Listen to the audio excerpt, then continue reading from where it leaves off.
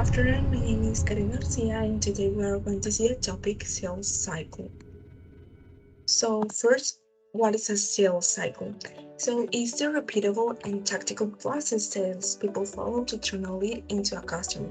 With a sales cycle in place, you always know your next move and where each lead is within the cycle, and it can also help you repeat your success or determine how to improve.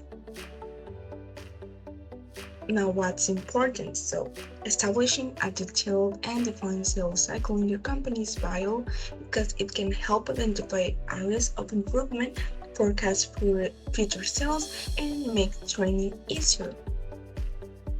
Now, the sales cycle has 10 steps. The first one is prospecting. It is how an organization searches for suspects that are the people in your target market and prospects that are likely potential customers.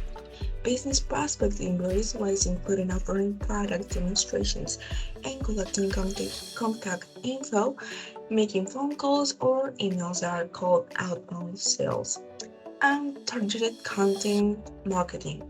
Creating a detailed ideal customer profile can help you find and identify potential leads. The next step is planning.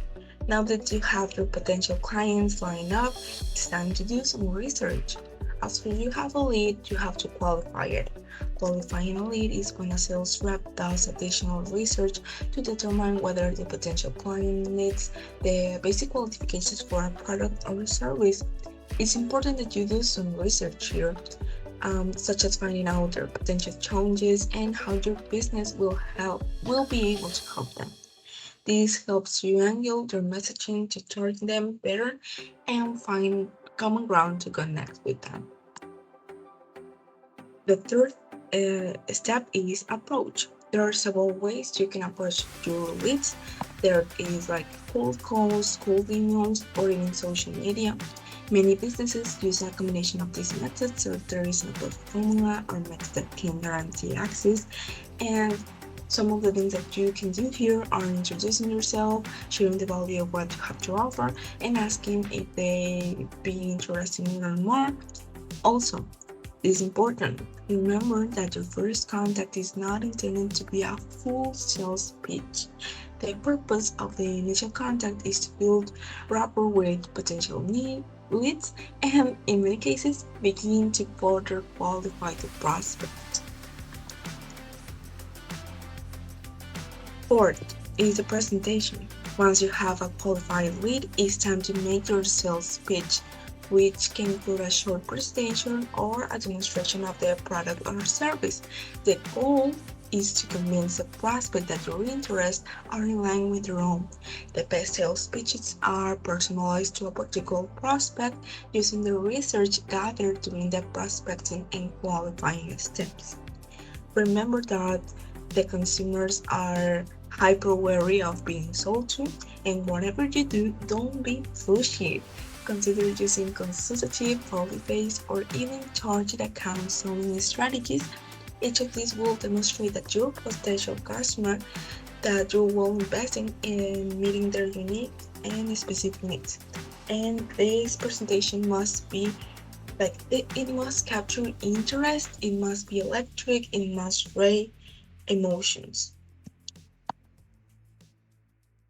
Fifth, we have the trial close.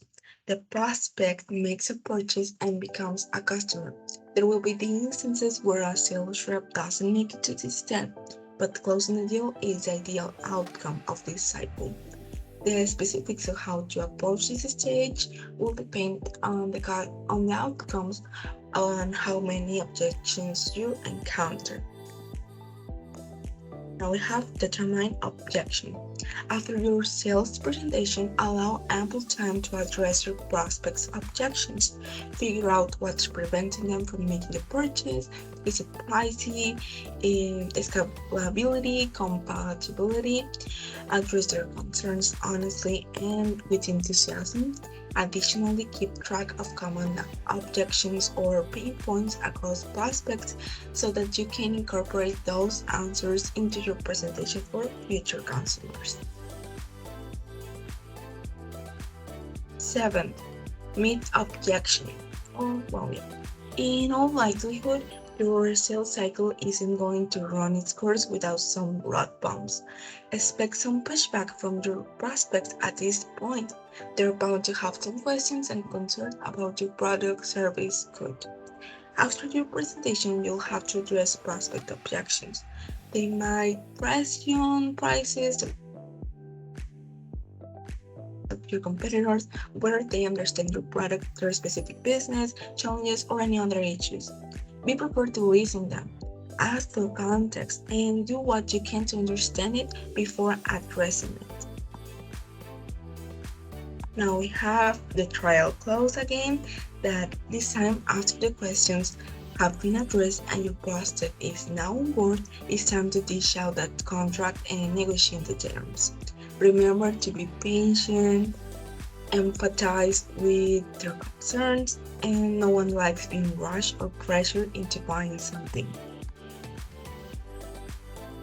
Now we have the ninth clause. We're almost on there with the goal. So now it's time to make the sale. The good news is closing the deal should happen naturally if you follow all the previous steps of this cycle. It might sound obvious, but just make sure any of all paperwork is complete and accurate.